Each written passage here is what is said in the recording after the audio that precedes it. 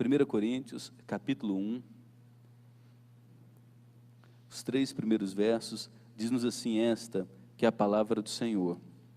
Paulo, chamado pela vontade de Deus para ser apóstolo de Jesus Cristo, e o irmão Sóstenes, à igreja de Deus que está em Corinto, aos santificados em Cristo Jesus, chamados para ser santos, com todos os que em todo lugar invocam o nome de nosso Senhor Jesus Cristo, Senhor deles e nosso. Graça a vós outros e paz da parte de Deus, nosso Pai, e do Senhor Jesus Cristo. Esta é a palavra do Senhor. Esta é a palavra do Senhor. Isso precisa ficar claro. Toda a Bíblia é inspirada por Deus e útil para o nosso ensino, correção, edificação na justiça, a fim de que todo homem de Deus seja perfeitamente habilitado para toda boa obra. Vamos lá. Primeira ferramenta para a gente interpretar as Escrituras, de um jeito bem prático. É muito importante que você conheça o pano de fundo, o que está por trás do aparente texto bíblico. Veja bem, nós vivemos numa cultura que forma a nossa identidade como pessoas. Anacleta já tem alguns anos de vida. Provavelmente a Anacleta é a que mais tem anos de vida aqui dentre todo o nosso grupo, provavelmente. A Anacleta teve suas experiências na escola, quando era criança, teve suas experiências em relacionamentos, teve suas experiências ao ter filhos, teve suas experiências com o neto, teve suas experiências com amigos, teve suas experiências ao assistir determinados programas de TV, teve suas experiências ao crescer boa parte de sua vida, não sei se toda, no interior de Goiás, na cidade de Anápolis, que tem seu jeito próprio de pensar. Todas essas experiências formam a Anacleta como ela é, distinta do Wallace, da Angélica, do Cassimiro.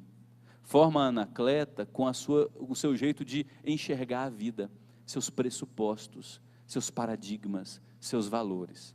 É aquilo que a gente pode chamar de visão de mundo. As experiências que formaram a Anacleta dão a ela óculos, e esses óculos lhe fornecem lentes. Através dessas lentes é que ela faz a leitura da vida. Um exemplo claro, quando alguém espirra, a nossa cultura diz: e aí, você tomou sereno ontem? Você tomou muito gelado ontem? Ou outras pessoas que têm a sua experiência de vida, vai dizer: olha, faz o chá com tal coisa e faz gargarejo 3 vezes por dia. Tudo isso forma a visão de mundo. Através dessas lentes a gente interpreta a política, a economia, o certo e o errado, interpretamos a religião e, lamentavelmente, interpretamos a Bíblia. Quando nós vamos para as Escrituras, nós levamos para ela toda a nossa carga de história de vida, toda a nossa identidade distinta, nossos pressupostos, nossos valores, nossa visão de mundo, nossos paradigmas, nossas lentes. E isso é um problema, porque nós tendemos a ir para a Escritura levando quem nós somos, mas a Escritura, ela não foi escrita fundamentada na peculiaridade de cada um. A Bíblia está distante de nós. Talvez o livro mais antigo, se for verdade que o livro de Jó tenha sido o primeiro a ser escrito, ele está distante de nós mais de 4.000 anos. Foi escrito numa cultura diferente, para um povo que enxergava a vida de maneira diferente, que tinha uma construção social diferente, que falava uma língua que inclusive já morreu, porque o hebraico do Antigo Testamento não é mais falado, não existe mais. E na medida em que Deus revela a sua vontade a esse povo, Ele revela a sua vontade dentro desse contexto econômico, social, político, e dentro do contexto de problemas que as pessoas viviam. Levando isso em consideração, eu preciso, todas as vezes que eu abro a Bíblia, fazer um exercício simples, mas muito difícil. Lembre-se disso, sempre será difícil, que é pegar uma coleira, colocar em mim, para que as minhas lentes de vida, a leitura que eu faço da minha vida, não atrapalhe a leitura que eu faço das Escrituras. E normalmente é assim que a gente lê a Bíblia. Fala, Deus, eu preciso te ouvir. Hoje mesmo pedirão a tua alma. Não, não é isso que eu quero ouvir. Aí você muda o texto. Você já leva para a Bíblia as suas necessidades, querendo usá-la como uma caixinha de promessas. Mas a Bíblia foi escrita dentro de uma temática geral, que veremos já já, dentro de um contexto específico, numa língua própria, para resolver problemas situacionais, problemas que afligiam aquele povo determinado, dentro de uma conjuntura econômica, social, política. É muito importante a gente levar isso em consideração. Agora vamos tentar aplicar esse exercício que é tão difícil, colocar uma coleira nos nossos paradigmas. Renato agora precisa pôr um cabresto nele e ir para 1 Coríntios. Para ir para 1 Coríntios, nós precisamos fazer uma leitura do contexto de 1 Coríntios. Quando é que Paulo planta a igreja de Corinto? Em Atos capítulo 18. E aqui vem um outro princípio de interpretação bíblica. A Bíblia interpreta a si mesma. Um texto enigmático ou um pouco mais difícil é interpretado por um texto mais fácil. Em Atos capítulo 18, o texto nos descreve que Paulo sai da cidade de Atenas, chega na cidade de Corinto. Como era a cidade de Corinto? Uma cidade portuária, banhada, pasmem, por 2 mares, uma cidade pela qual passava toda a riqueza que ia do Oriente para uma parte do Ocidente da Europa. Era uma cidade multicultural. A cidade de Corinto era marcada por idolatria. Existia nela o templo Apolo, que cultuava a beleza e a perfeição do homem. Por conta disso, a prática homossexual proliferava na cidade de Corinto. Havia também na cidade de Corinto o culto à deusa Diana. Estima-se que havia mais de 1000 prostitutas cultuais. A libertinagem corria solta na cidade de Corinto. Os homens e mulheres iam para aqueles rituais religiosos, e ali eles entravam em êxtase, e quando entravam em êxtase, verdadeiras orgias religiosas aconteciam. Era uma cidade pagã, idólatra, multicultural. Em determinadas épocas do ano, essas 1000 prostitutas cultuais, Renato, de onde você traz essas informações? Da leitura da história. Livros de história falam sobre isso, história confiável. As prostitutas desciam do templo, que ficava numa altura de 536 metros, num monte, desciam do templo e iam para a cidade, manterem relações com os turistas. Essa era a cidade de Corinto, muito rica, idólatra, devassa. Paulo é estrategista. Ele entendia o seguinte: eu preciso plantar igrejas e divulgar o evangelho em regiões estratégicas, para que essa cidade seja alcançada, e por meio dessa cidade-chave, cidades secundárias sejam marcadas pelo evangelho. Um exemplo: Anápolis é uma cidade polo, que influencia dezenas de outras pequenas cidades ao seu redor. É uma cidade que muito provavelmente Paulo evangelizaria. Montaria seminários aqui, para por meio de Anápolis, o evangelho alcançar muitas regiões do centro-oeste e do norte do Brasil, como já aconteceu, Deus usando a cidade de Anápolis. Essa é a cidade de Corinto. Paulo chega na cidade, ele entra na sinagoga, ele respeita as tradições dos judeus, ele usa essa estratégia. Os judeus faziam a leitura do Antigo Testamento, então eles já esperavam o nascimento do Salvador. Paulo chega na sinagoga e começa a pregar que todo o Antigo Testamento, o livro lido pelos judeus nas sinagogas, foi cumprido pelo nascimento de Jesus Cristo. Alguns judeus se convertiam, outros não. Paulo diz nos Atos capítulo 18, sacudiu a poeira de sua roupa e disse para os judeus da sinagoga: agora eu não vou mais pregar o evangelho para vocês, eu vou para os gentios, que são cidadãos da cidade de Corinto, romanos, gregos, árabes e muita gente que habitava nessa cidade cosmopolita. Ele pega alguns judeus que haviam crido, se reúne agora numa casa e por 1 ano e 6 meses, ele prega diariamente o Evangelho. A igreja cresce. Paulo precisa partir, porque ele tinha um ministério itinerante. Ele vai para a cidade de Éfeso, onde ele fica mais 2 anos e meio, tudo em Atos 18 e Atos 19. Não estou inventando nada, é a Bíblia interpretando a Bíblia. Ele chega na cidade de Éfeso, prega o Evangelho, muita gente se converte de suas feitiçarias e idolatrias, queimam centenas de milhares de reais em livros de bruxaria, em praça pública. Paulo é perseguido, depois de 2 anos ensinando em Éfeso, e é obrigado a fugir. Mas estando em Éfeso, Paulo recebe algumas notícias, de que as coisas não estavam bem com a igreja de Corinto. Haviam divisões, haviam problemas, irmão levando outro irmão na justiça. Vocês conhecem os crentes que são maus pagadores? Em muitos lugares do Brasil, pastor não tem crédito nenhum. Se eu chegar para comprar um carro e perguntarem para mim, o que o senhor faz da vida? E quando eu falar o que eu faço, eu não tenho crédito para comprar carro nenhum e nada. Paulo fica sabendo que há muitos maus pagadores dentro da igreja, que estão levando os crentes na justiça comum, há gente vivendo práticas de moralidade sexual tão devassas, que tem um homem dormindo com a mulher do próprio pai. Os crentes estão indo para os rituais da deusa Diana e comendo carne sacrificada a ídolos. No momento da ceia, e a ceia do Senhor era diferente da nossa, não era cálicezinho, pedacinho de pão, não era nada disso, eram verdadeiras refeições de amor.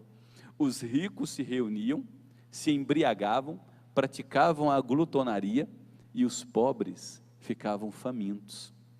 Sabendo de tudo isso, além da confusão a respeito dos dons espirituais, é uma igreja que, quando se reunia em culto, e qualquer semelhança no Brasil dos dias de hoje não é mera coincidência, quando a igreja se reunia em culto, havia uma bagunça, todo mundo falava línguas estranhas, mas um culto racional, com ordem e decência, não era oferecido a Deus. Tudo isso deixa Paulo extremamente angustiado, a ponto de levá-lo, enquanto estava na cidade de Éfeso, a escrever uma carta à igreja de Corinto. E nessa carta, ele traz todas as normas sobre como a igreja deve viver como igreja. A primeira carta aos Coríntios é a carta talvez mais prática das Escrituras. Mas antes da gente ler 1 Coríntios e olhar para esse povo e dizer, esses crentes não são crentes, Paulo escreve os versículos 1 até o versículo 9, para dizer que eles são crentes.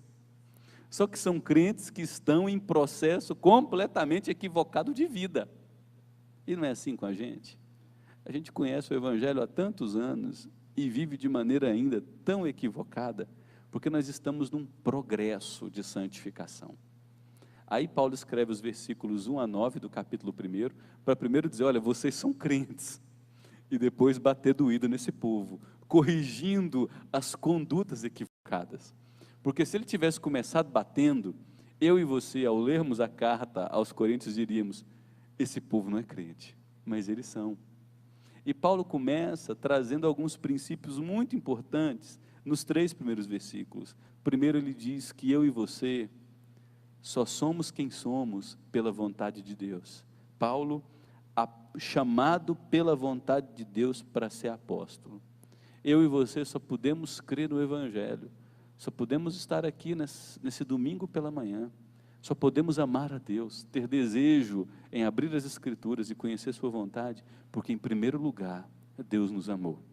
A Bíblia é clara em dizer que nós amamos a Deus só porque Ele nos amou primeiro.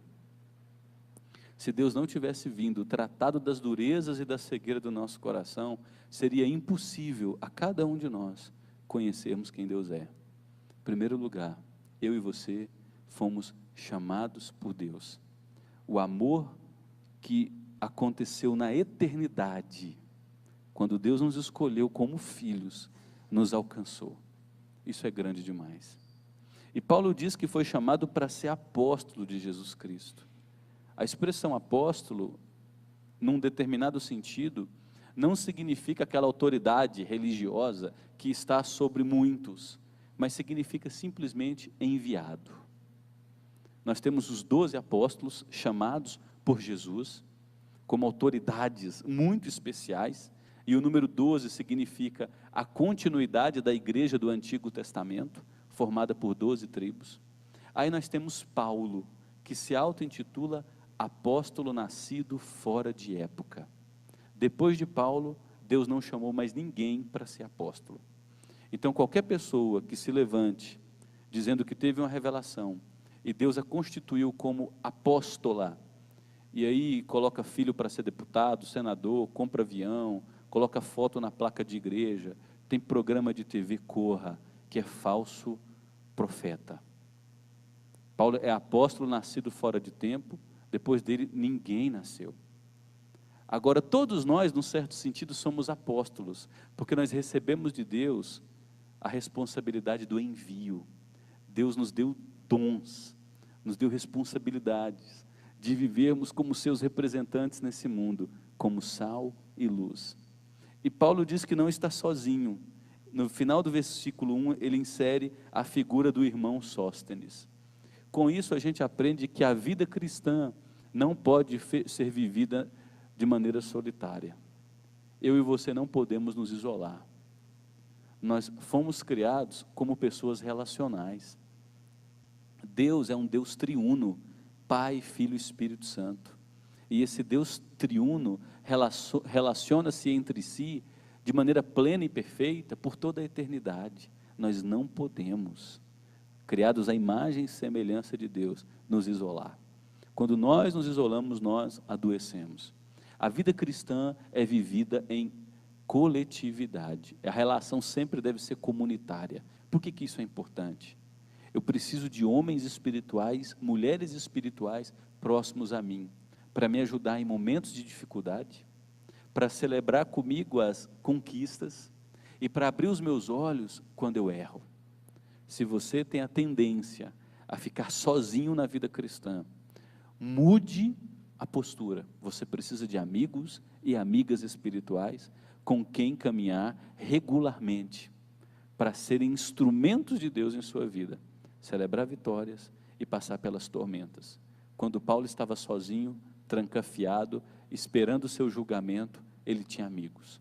Ele escreve a segunda carta a Timóteo e diz: vem ter comigo depressa, todos me abandonaram, eu não posso ficar sozinho, traz os meus livros, traz a minha capa, eu preciso de você. Timóteo, traz João Marcos também, ele me é útil para o ministério.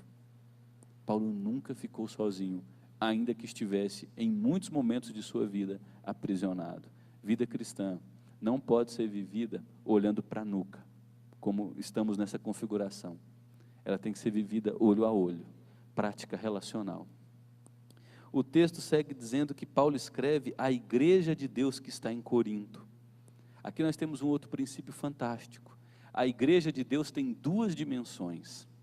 A igreja, ela vive na cidade, tem uma dimensão local, mas ela vive na dimensão espiritual também. Lembre-se dessas duas dimensões. Embora você seja a igreja de Deus, que frequenta a Igreja Presbiteriana do Setor Sul, Assembleia de Deus, Igreja Presbiteriana Renovada, Igreja de Cristo, embora você esteja num endereço específico, morando numa casa específica, você também faz parte da igreja dos remidos, dos salvos, que estão na presença de Deus nesse momento. Em Efésios capítulo 2, versículo 6, Paulo diz que os que creram já estão assentados nas regiões celestiais em Cristo Jesus. Num sentido, nós estamos aqui nesse momento, nesse domingo pela manhã, e num outro sentido, nós já estamos assentados em glória com Jesus Cristo. Você consegue compreender isso? Eu não. A igreja tem essas duas dimensões. Paulo escreve à igreja que está em Corinto, aos santificados em Cristo Jesus, e veja a aparente contradição de termos. Eu escrevo aos santificados, chamados para ser santos. Como assim, Renato? Em primeiro lugar, você tem uma posição diante de Deus. Quando você creu no Evangelho, você foi feito santo. Os seus pecados do passado, do presente e inclusive os do futuro foram integralmente perdoados por conta da obra perfeita de Jesus Cristo. Há uma determinada instituição muito poderosa no Brasil que diz que os santos são aquelas pessoas que depois de mortas constatou-se diversas boas obras e agora são canonizadas por uma entidade espiritual de grande poder. Paulo diz que não. Todos os que creram foram santificados por Deus e aos olhos de Deus são santos. Mas num outro sentido, esses que foram santificados agora vivem o processo diário da santificação. A santificação tem essas duas etapas. Aos olhos de Deus, somos considerados perfeitos, porque Deus olha para nós com os óculos de Jesus Cristo, através da obra completa e fiel de Jesus Cristo. Agora, a nossa resposta ao amor de Deus que nos santificou é: diariamente eu vivo o processo de santificação. É por isso que Paulo escreve aqui, olha, aos santificados, chamados para ser santos. E não só isso, eu escrevo a todos aqueles que em todo lugar invocam o nome de Jesus Cristo, porque Paulo sabia que essa carta abençoaria não somente a igreja de Corinto, mas as igrejas do mundo inteiro, em todas as épocas, até o retorno de Cristo. E Paulo conclui sua saudação no versículo 3, fazendo o que realizava de maneira convencional em suas cartas, desejando essa saudação: eu desejo a graça a vocês outros e a paz de nosso Deus, que é o nosso Pai, o nosso Salvador e do nosso Senhor Jesus Cristo. Eu desejo que as bênçãos de Deus, que os chamou, que os redimiu, os perdoou, os salvou, os santificou, marquem a vida de vocês todos os dias. Eu desejo que a paz de Deus, que excede todo entendimento, guarde o coração de vocês. Eu desejo que vocês não percam a sanidade, não percam o coração em tempos de dificuldade. Eu desejo que vocês, ao ouvirem a voz de Deus, se curvem a ela e sejam moldados, porque vocês são santos aos olhos de Deus e não podem se esquecer de que estão vivendo um processo de santificação.